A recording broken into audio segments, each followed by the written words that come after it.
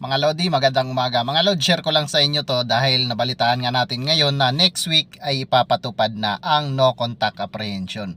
So sa lugar na to mga Lodi, dito sa may Pasig sa P. Conducto, corner C5. Mag-ingat po kayo dito mga Lodi dahil kadalasan talaga dito sa umaga, dito ako madalas talagang dumaan. Marami talaga ako nakikita ditong lumalabag sa traffic rules mga Lodi. Kung mapapansin mo dito sa area na to mga Lodi, itong C5 corner P. Conducto. Itong P. Conducto mga Lodi, one way to.